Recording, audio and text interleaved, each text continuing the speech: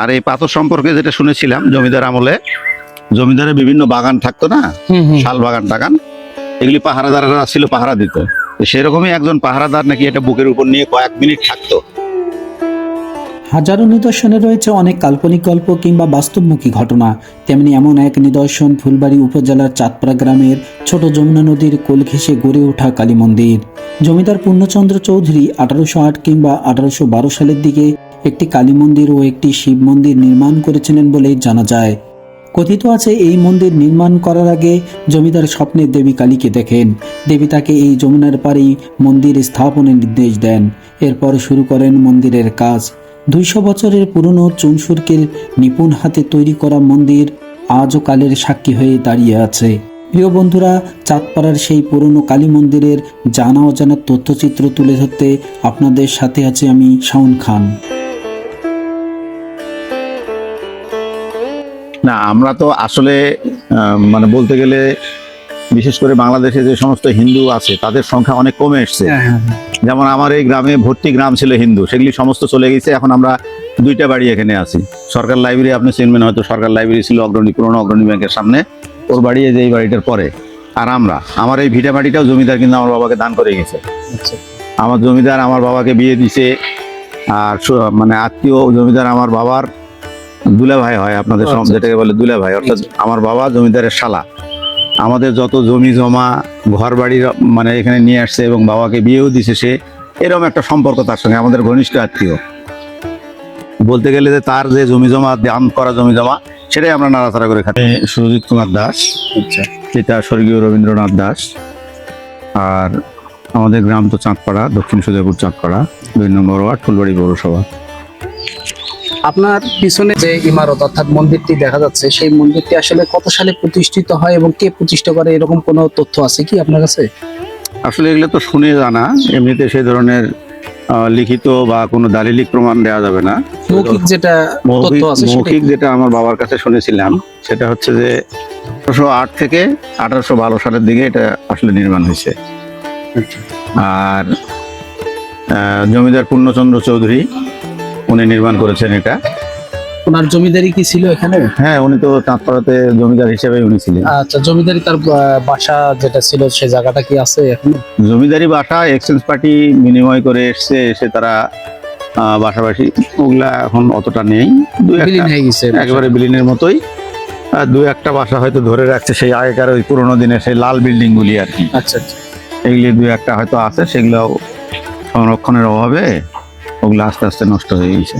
আর আগেকার এই কাজগুলি তো চুন সুরকির হতো, দীর্ঘস্থায়ী হতো না। যেমন এই যে উনি এটা বানিয়েছিলেন চুন সুরকি দিয়ে, ঠিক এইরকমই বিল্ডিং এটাও ছিল। আচ্ছা, এই বিল্ডিংটা ঠিক একই রকম ছিল। এটা হলো শিব মন্দির, এটা হলো কালী মন্দির। এটা ভেঙে পড়ে গেছিল একদম, মানে মাটির সঙ্গে মিশে গেছিল। এটা আবার আমি 2-1 বছর ধরে আর কি আস্তে আস্তে এটাকে নির্মাণ করছি।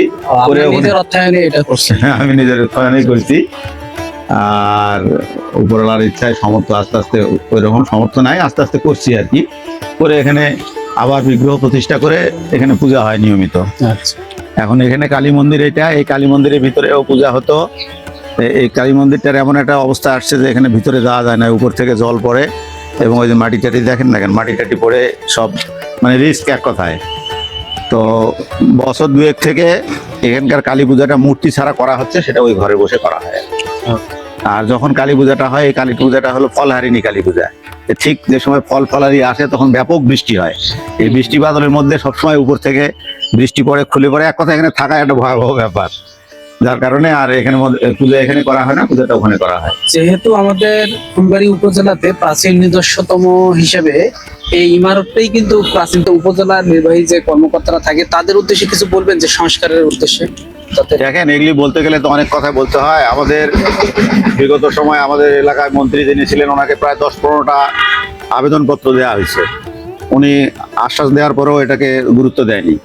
পাশাপাশি প্রত্নতান্ত্রিক বিভাগকে আবেদন করছিল, আমাদের ওই যে অরুণদা আছে না হসপিটালে প্যাথোলজিতে থাকে, অরুণদার ছেলেটা, ও আবেদন করেছিল। পেট্রো বাংলার লোকজন আসে, দেখলো জায়গা, দেখলো কাগজপত্র, দেখলো মাপ যোগ নিল, সই সিগনেচার নিল প্রত্যেকের, বললো যে আমরা এটা করে দিব, আপনাদের টেনশন নাই, আপনি এগুলো আর ভাঙেন না। তারপরে বেশ আগালো, ওরা অনেক জিজ্ঞাসা, অনেক তথ্য নিল। তারপরে কি টাকা টুকা তুলে ওরা খাইয়ে নিল, না কি করলো বুঝতে হবে। আমার কাজের আর বিশ্বাস গতি হয়নি। আমার বিশ্বাস যে ওরা এটার একটা বরাদ্দ নিয়ে ওরা ওটা আত্মসাৎ করছে, মানে যেভাবে ওরা তৎপর আমরা ছিল, যেটা চাইবো সেটা আজও হয়নি। যে ধর্মেরই হোক, অর্থাৎ পুরাতন যে নিদর্শনগুলো থাকবে, যেগুলো আমাদের ইতিহাস ঐতিহ্যকে তুলে ধরে, সেগুলো যথাযথভাবে সংস্কার করা হোক এবং প্রাণবন্ত করা হোক। আচ্ছা, আমরা এই যে মন্দিরের যে প্রবেশ দ্বার, তার এখানে যে পাথরগুলো দেখা যাচ্ছে, এখানে তো মনে হয় সুন্দর একটা সিঁড়ির রাউন্ড শেপ ছিল। হ্যাঁ, এখানে একটা বারান্দা ছিল এই পর্যন্ত, আপনি যেখানে দাঁড়িয়ে আছেন এই অবধি একটা বারান্দা ছিল, ওই ফ্লোরের সঙ্গে আগে মানে মন্দিরের মেঝের সঙ্গে মিলায় এত দূর উঁচু পর্যন্ত একটা বারান্দা ছিল, সেটা ইটগুলি আস্তে আস্তে এখান থেকে সব মানে বিলুপ্ত হয়ে গেছে। আর এই যে একটা কালো পাথর দেখছেন, এই কালো পাথরটা ছিল ওই উপরে, ওই জায়গায় এই বারান্দার উপরে ছিল, এটা বারান্দা ছিল তো আসলে। এই পাথরটা চুরি করার জন্য চেষ্টা করছিল, ওখান থেকে নিয়ে আসে এখানে রাখে, পালায় গেছে, নিতে পারেনি। আর এই পাথর সম্পর্কে যেটা শুনেছিলাম, জমিদার আমলে জমিদারের বিভিন্ন বাগান থাকতো না, শাল বাগান টাগান, এগুলি পাহারাদাররা ছিল, পাহারা দিত।